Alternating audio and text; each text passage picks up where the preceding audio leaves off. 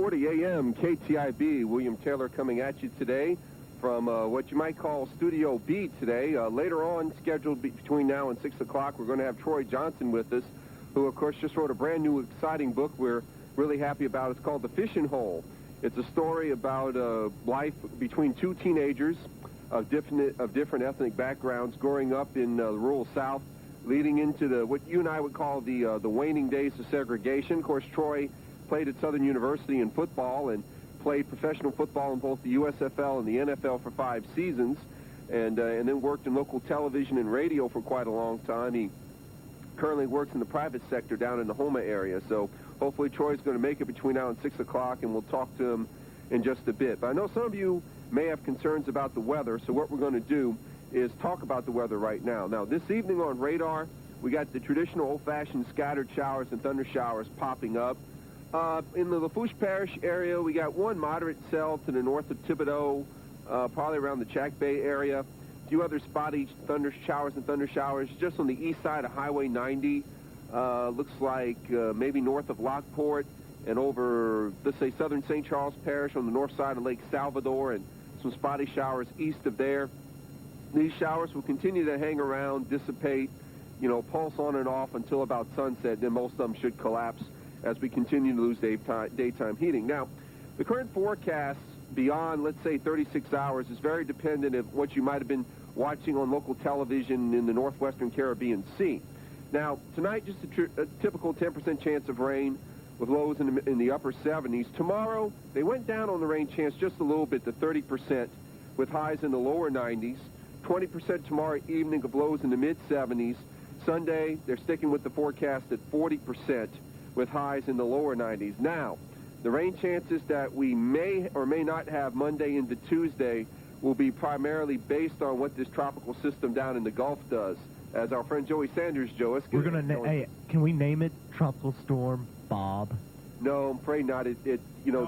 Tropical Storm Bill, I think, is what we got to get. There you go. Tropical Storm Bill. Bill? Yeah, after William. Well, we had Bill last year. Billy. Tropical Storm Billy. See, Billy? You can't be scared of Billy. Uh-huh. Yeah. It sounds like Hurricane Billy's coming this way. I think we should start naming big giant storms like that. Makes it easier to identify. Hurricane Bubba. Now, I don't know if you'd be scared of that one or not. Hurricane Bubba, that could work. I figured since I was in the building, I might as well return the favor. And, okay, I'm in the building, too. Yeah, we put you in the other studio. All right, so this reminds us a lot of the day we did the show at Fireman's Fair. Yeah, absolutely. Fireman's Fair. That was a lot of fun that day. But to give you what the Weather Service is looking at right now, that disturbed weather is down in northwestern Caribbean. It looks like the center of the upper low is on the eastern side of the Yucatan Peninsula. It looks like it's already trying to move to the north. Some of the models had it moving west-northwest tomorrow and then jutting back to the north-northeast on second half of Saturday through Tuesday, which would take it into the Florida Panhandle. It looks like this thing may already be moving to the north, and my unofficial guideline is this: if the center of it stays east of the 90-degree west longitude line, for the most part, we shouldn't get a lot of rain out of it. Yeah. Since most of the rain tends to stay lopsided on the east side of the system. Okay. But it's still something that has to be watched. What the forecast says is this: upper level high over the northeastern Gulf is going to shift to the east, allowing this thing to move more northward. And so we're just going to play wait and see. So the higher rain chances they forecast Monday into Tuesday, right now 50% on Monday, is very, very dependent on what this system does. So if it stays to our east, we'll have less of a chance of rain. But if it decides to move west of the 90-degree longitude line, then obviously we'll get a little more rain Monday. So we're waiting for the day after tomorrow. I made a funny. That was a bad joke. I see you fired your comedy writer too, huh? Well, no, he took mine. That's the problem. Okay. So that's the scary part. So anyway, but like I said, we're still waiting. Hopefully Troy Johnson will make it between now and 6 o'clock. Well, that's okay. We still have a lot of stuff to talk about. Oh, yeah. Let's see. Is the door unlocked? What's that? I hope so. Is the door unlocked? I think so. He's got my cell number anyway in case it goes off while we're doing the show. So how rude having your cell phone go off while you're on the air. Well, if it's Troy, what can I do? He has to be in contact with everyone right away. Exactly. So many important guests. William gets all the important guests. That's cool. Yeah. That's fine. That's fine. Well, are we going to have the Jason Lee show now? Maybe. At midnight. We've been talking about it forever. We might as well We're have going to call it the Twilight Zone with Jason Lee. Right. Yeah. We even got the music picked out. Yeah. Because, you know, all those conspiracies going on right now. Yeah. Especially with, like, Reagan's body. Yeah. Because Reagan's not really dead. Yeah, okay. The aliens took him. Yeah, uh-huh. Mm-hmm. Yeah. Yeah. Anyway. Right. See, it's those riders. I keep telling you. Yeah, I'm telling you, man. But how about last night's basketball game? Well, I'll tell you what, the little bit I saw of it, and you and I have talked about this before, the Lakers just don't seem to be in this thing. They're not, I mean, they really don't show the attitude that the Lakers of last year even had. Mm-hmm. You know, it's that attitude of, well, we're going to kick your tail no matter what. You don't see that. They kind of look a little dejected, a little frustrated, a little angry, but you don't see, I'm going to kick your butt. Mm-hmm. You know, instead you see the, oh God, they're kicking our tails. You know, and I think that's going to be the whole basis of if the Pistons pull this off. That'll be the reason why they're not wired right now. Their brain's not in the right place. Yeah, they got till Sunday to get themselves reset because, boy, the way they handled them in Detroit, goodness, that was just a great play by Larry Brown and his team. Yeah, absolutely. Well, like we said this morning, I think Kobe Bryant was held nearly scoreless in the first half. You want to hear my Shaq impression? Oh, that's right. Let's hear that. They really kicked our butt. They kicked our butt bad. They kicked our butt bad. We got to do better. Yeah, you see, we don't need the AP wire service. That was Shaq. That was Shaq last night after the game. They kicked our butt bad. Yeah, that's basically it. That's how he put it. Yeah. And it was a pretty one-sided situation. And well, everybody expected the Lakers to walk over everybody. Yeah. And they didn't. The Timberwolves gave them a run for their money for the most part. The Pistons are giving them a run for their money. And the home court advantage seems to be on the Pistons side because the Lakers so far have not been able to win. Well, I mean, they've got another game coming here. Mm-hmm. But they haven't been able to win anything in Detroit or even really get anything together. Mm-hmm. You know, the triangle offense they've been using, Mm-hmm. they really haven't used it in Detroit at all. Mm-hmm. And so you don't see the penetration they usually get against a team because they're not using it. They're not doing it. I mean, Kobe is, and I admit Kobe's a great talent, okay? But he's got enough stuff going on. Shouldn't Kobe have turned around sometime during the season and went, guys, look, I'm going to go take care of this little court thing over in Colorado. I'll take the year off. I'll be back next year. Mm-hmm. It would have taken a lot of stress and other crap out of the team that's there now, and I think that's part of the distraction process that's making things happen for Detroit. Right. Because the Lakers are not there completely. They're not 100% there because they've got this thing and that thing going on with Kobe. They've got, you know, it's just a bunch of other little things. And I think you're right, too, with they have the attitude of, well, this is a given. We're just going to win the championship. I was going to say, and if it wasn't for Kobe Bryant's off-field situation, I think realistically hardly anybody could have beat him. Yeah, I agree. I think that they just would have been one. They don't have the focus. They just don't have the focus to be a cohesive unit, and that's where the problem's coming in. Yeah, it is. It really is unfortunate. Now, did you hear about the latest controversy involving the Super Regional? No, what now? Well, apparently, not so much with the teams, but it has to do with tickets. Okay. That apparently a report came out, I think off the AP, that a lot of our state elected officials were able to get a hold of tickets for the general public. And that's different from normal because... Well, what it is, you just have a lot of fans very upset because they don't like this, what I call franking privilege. Yeah, yeah. But now the elected officials... Yeah. But as a result of this policy, I think only 400 tickets were available to the public for each game. Let me ask you a question though. All right, so the state representatives get to. Is this only LSU that gets to do this, or is this all the colleges that? Is there elected officials and? Well, my understanding is that it's. I'm trying to see if it is a Louisiana thing or this is just a screw up. That we'd have to see because they only talk about LSU because apparently the home super regional, the home team decides how the tickets are allocated. Okay, well, you just answered my question. So maybe other states have different policies, but my understanding is in the super regional, just like if you host a regional, the home, while you do have to provide some tickets to the visiting schools. Yeah, and that's probably a minimum allocation of X amount of tickets that you have to give.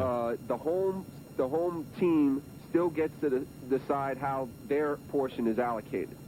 But see, I don't understand. Well, I mean, in a way I do. What it is, LSU is a public school. And they give all this, give this special privilege Well, to the elected officials because the elected officials help them with their budget. the funding. So. All funding. And I'm not calling it a conspiracy. I'm just telling you that's the way it is. I'm not calling it a conspiracy. It don't sound right, man. It just don't sound right. Well, no, I mean, think about it. The Sugar Bowl was the same thing. oh, yeah, very much so. Sugar Bowl was the exact same thing. Every politician on planet Earth that was from Louisiana. Did you know you can get from Got Shreveport tickets. to New Orleans in like 4 Somebody's hours? calling in. Jason, can you check that? Yeah, hold on. Yeah, why don't you check that while me and Joey continue But on it this, just so. it just amazes me, because I mean the first thing when you said that, the first thing that popped up in my mind was the Sugar Bowl. Yeah. Same thing for the Sugar Bowl. People were ticked off because they couldn't get tickets because all the politicians had the tickets. Right. A lot bigger arena too. And of course, it got even worse with the state representative-elect left her tickets in Shreveport Oh. and actually paid that state Yeah, police. that's how you can get from Shreveport to New Orleans in 4 hours. Exactly. Yeah. Well, she left her tickets at home, so she hired the state police to relay them to New Orleans. Boy, that was... Well, everybody went, wow, that car went fast. So I didn't get to... needed the tickets pretty badly. Okay. So is it time to take a break? All right, we better do that. We'll take a break and see what happened to Troy.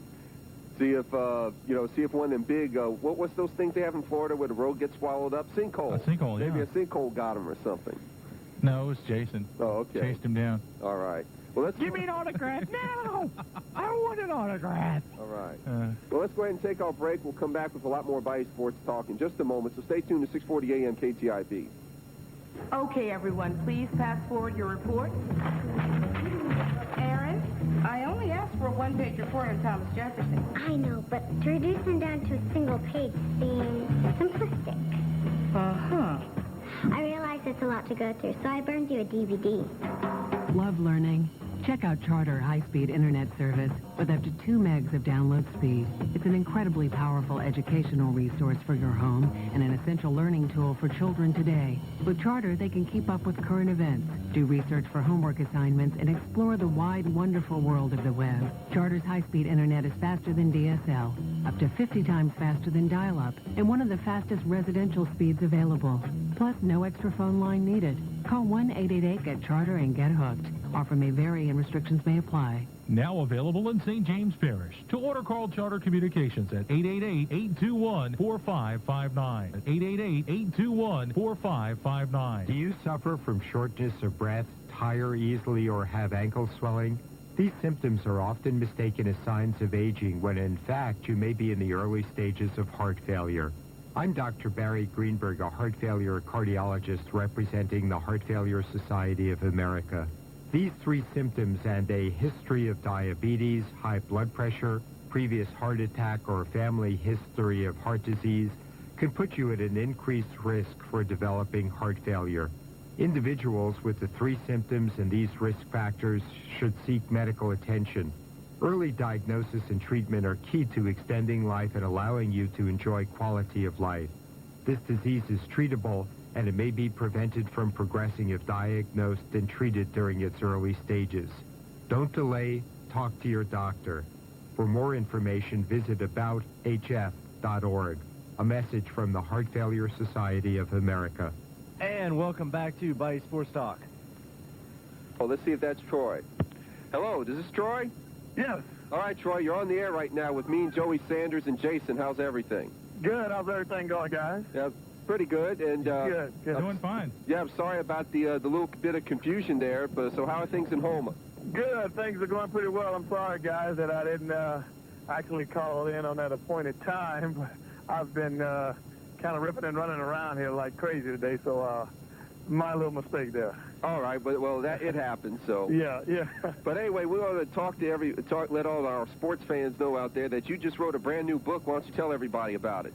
Yeah, it's entitled Fishing Hole, and I started the book about 3 years ago, and I had written a couple of manuscripts over the years, but I started it about 3 years ago, and it's a book about 2 boys growing up in South Louisiana during the days of segregation, and the whole premise or plot of the story is when desegregation did come into play, It deals with the black kids who are being bused to an all-white school, the environment of the town, the mood, the whole atmosphere concerning that busing incident when these kids finally go to an all-white school and how they proceed.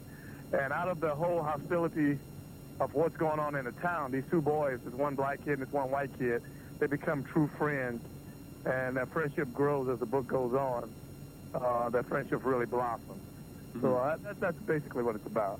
All right. Now, so like I said, this has been, what you said, a 3-year project of yours? 3-year project, yeah. Actually, I wrote the book 3 years ago, and it took me about a year to actually write it. But I had about 11 rewrites. So you rewrite again, you rewrite again, you rewrite again, to finally, get the plot developed like you want to, the character development, and to develop the protagonist, whereas he can carry all the other characters within the book. And then I did it from the first-person narrative, so, that was really something I had to enhance. Whenever you write from the first person, you really have to enhance the character, the narrator. So it was a little tricky, a little difficult, but after 11 rewrites, I thought I had it primarily what I wanted. All right. Now, one interesting story I never told people about your part of your process of writing this book is that not too long ago you had the honor of, am I right, taking a class in Lafayette being taught by the famous author Ernest Gaines, correct? You're exactly right.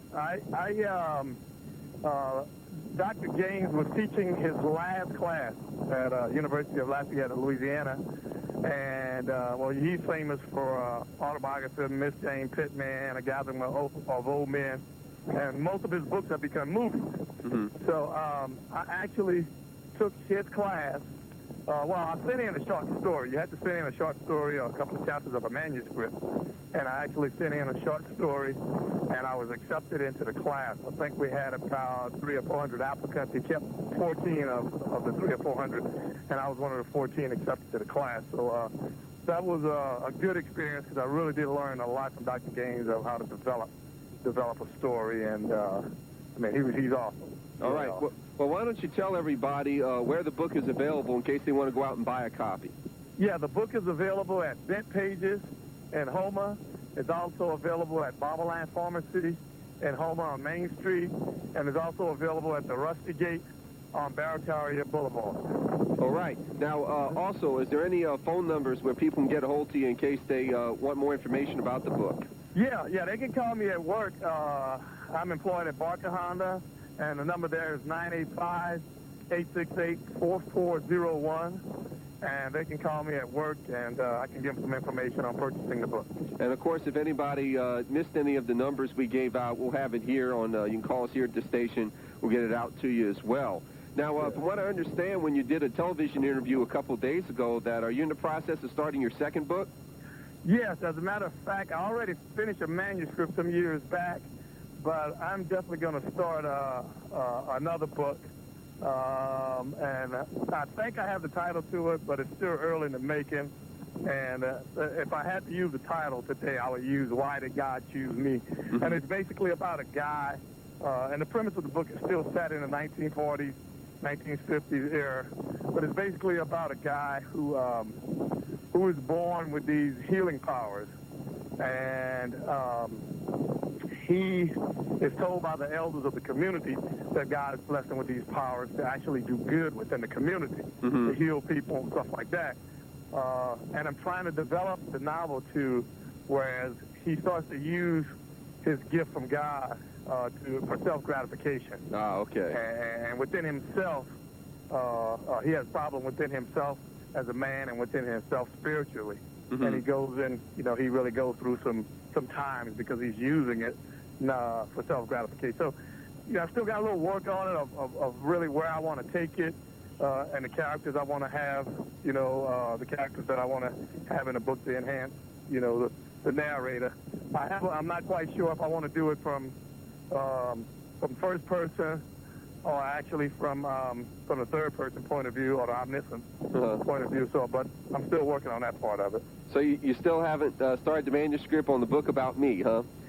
Hey, man, we got to get to it, buddy. We got to get to it, man. In fact, you You and Jack Phillips, man. I got to do a book, man. Well, the title of the book on Jack Phillips is simple. You just have to call it Absolutely, Absolutely. For people that don't know, that if you ever hear one of Jack's press conferences, he uses absolutely in almost every single one. Oh, man, that's that's pretty. Oh, man, that's a good shot right there.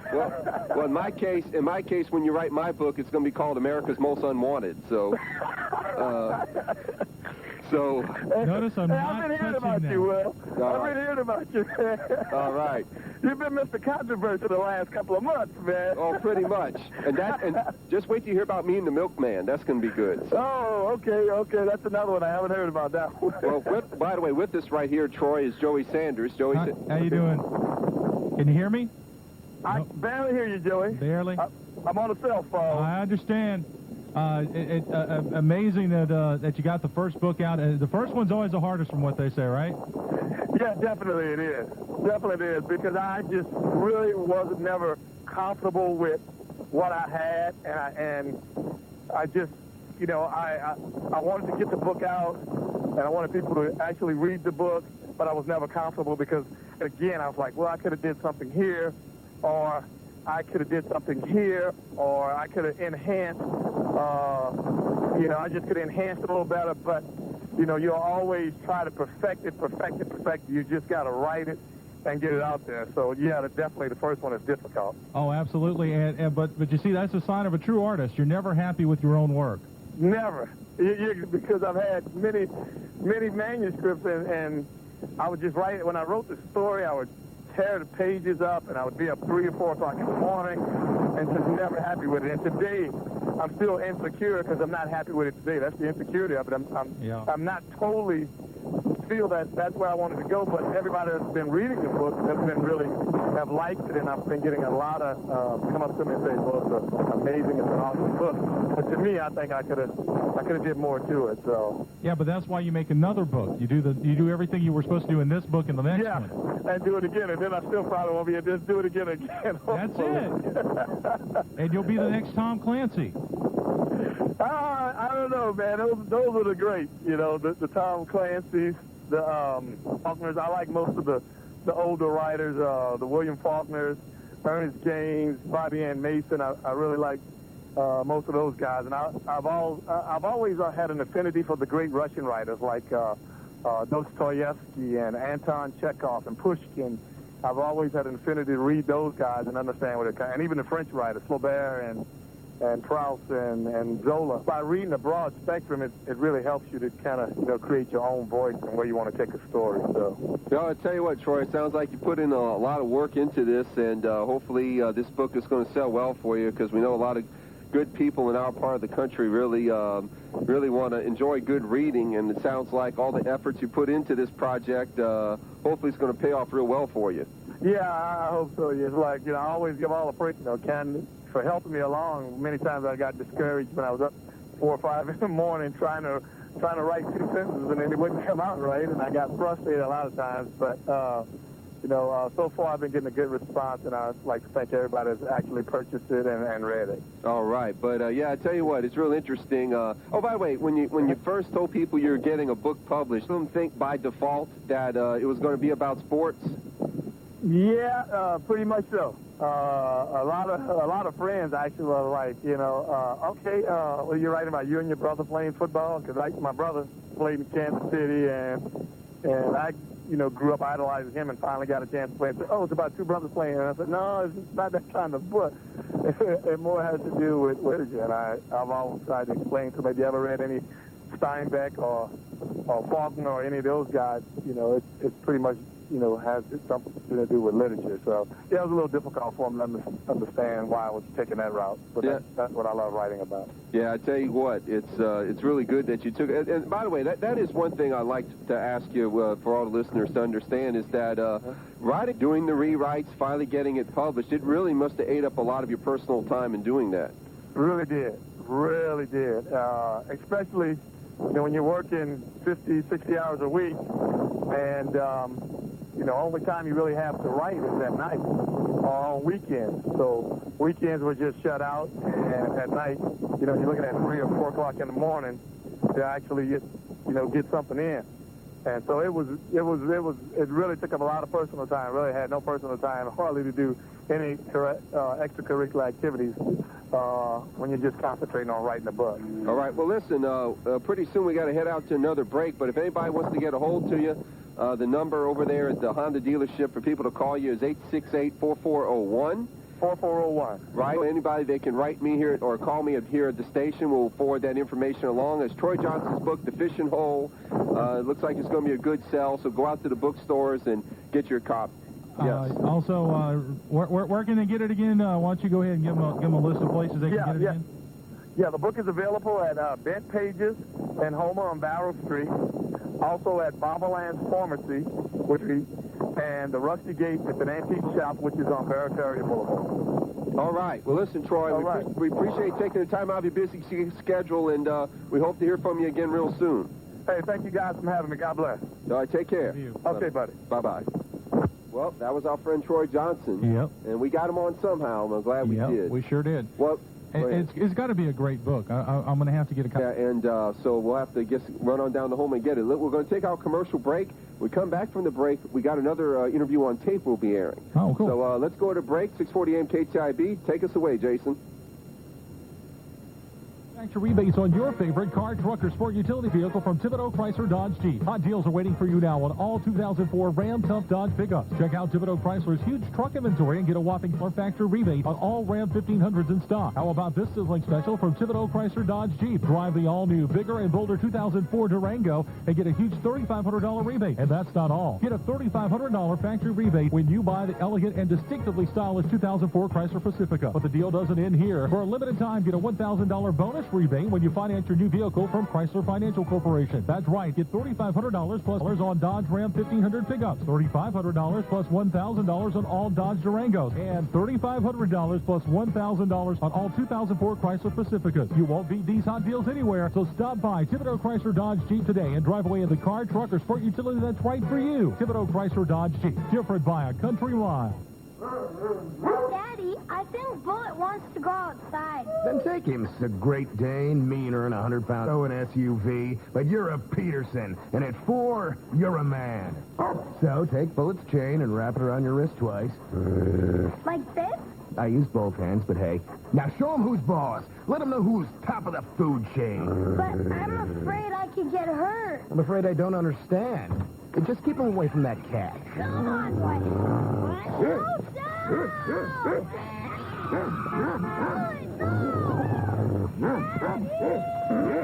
You wouldn't treat your child like an adult, so why put them in adult seatbelts?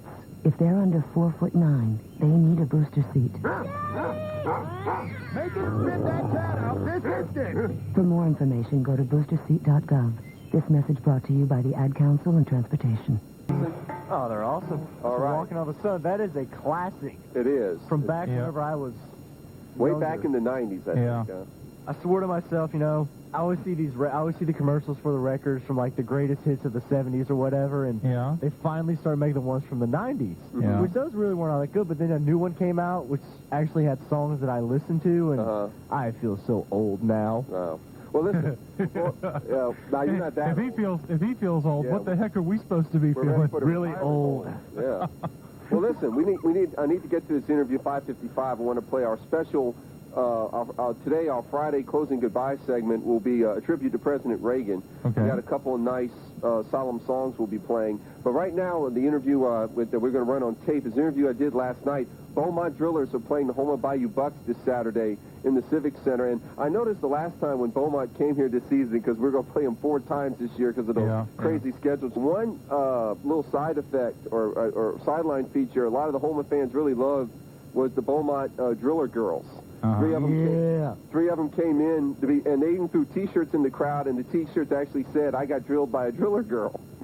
Well, I want one. Some of them are coming with Beaumont on the trip this Saturday. So what we're going to do, the interview you're about to hear is when I Stone them, no relation to Stone Cold Steve Austin, who is the coordinator for the team. So let's go ahead and, Jason, let's run that interview right now. She's got a lot of interesting things to say. Here it comes. Stoneham with the Driller Girls. How are you doing today? I'm fine. Well, very good. Well, let's start from the beginning. Where are you from originally? I am originally from Fort Neches, Texas. We live in Port Arthur, Texas. Very good town. Of course, that's right next to Beaumont, if I'm correct. Yeah, we're about 10 miles from Beaumont. That's right, because just for anybody out there who's a big trivia fan, one of my favorite pro football players was from Beaumont, Texas. Bob Pollard played with the Saints for 7 years, by the way. Okay, enough of the trivia, unless you want to be on the Millionaire Show. Here's your next question. Did you go to college by any chance? I have a Bachelor of Science degree in Education from Lamar University. I have partial hours toward my Master's in Supervision, and I'm a certified teacher in the state of Texas. Of course, Lamar, the division rival of Nicholls State University in the Southland Conference. Congratulations, of course, to your Lamar University winning the Southland baseball title this year. Thanks. All righty, here we go. Thanks for taking the credit. Next question. What interests you in becoming a Beaumont cheerleader? When I first heard that we were going to have an NIFL team, I contacted the management, asked if they were going to have a cheer squad or a dance team, and last year they said yes. So I checked into it a little bit, and at the time I wasn't really able to dedicate all year to the organization, so I didn't try out for the team. This year, earlier, the management called me and asked if I would come and not only be a part of the team, but if I would be the coordinator and actually choose the girls, hold tryouts, and coordinate the team just as if it was a business. Okay. So, in other words, at tryouts, kissing up to you won't help. I'm being facetious. No, you actually have to be able to dance. Good, good. Well, speaking of that, did you have much dancing-oriented background before joining Beaumont? I had dancing all through the years growing up. I was on my high school drill team. I was an elected officer on that team, the Port Neches Groves Indianettes. Didn't dance, but then after college, I went into pageantry. I was held a couple of titles, even from Louisiana, Miss Texas Longhorn, Miss Hawaiian Tropic Lake Charles, and I was a semifinalist in the Mrs. Texas pageant in Houston. So a lot of pageants after that, and so just a combination coming in front of people. All right. Well, by the way, how many driller girls are there? We have 12. 12 total, okay. Well, and of course, basically, you earlier just answered the question about becoming the coordinator for the team. So let me go to this one. What is the format for someone to become the format for the tryout, rather, to become a driller girl? Okay. We held this past year 3 tryouts. They started from November. We held them every 3 weeks. They brought an 8-count of music to any song of their choice and performed a solo in front of 4 judges. Myself being one, we had a television personality, a Channel 6 photographer, cameraman, and a certified personal instructor. After the solo performance, we had Danielle, who was our choreographer, teach the girls in groups, small groups, a short dance, and then they performed that as a group so that we could see how they took instruction. All right. Sounds pretty challenging. Yes. Okay. It was. Okay. Now, I have 2 left feet, so just doing the challenging to me. But anyway, let me go to this one. What are some of the great things about cheering for an indoor football team, and could one of those things be the closeness to the action and the fans all at the same time? Yes, it's actually like being at a huge party is what we all describe it as. The music's loud and fun. There's kids there, and they love the cheerleaders. The parents, all participate by letting their game to get autographs and souvenirs from us. And it's just really a very fun family entertainment. At least it is in Beaumont. Very good. Now, here's the next question. Did anything ever silly happen to you or another driller girl while cheering? For example, anybody ever fall down during a routine, or maybe the music didn't start at the right time, goofy autograph requests? Anything ever silly?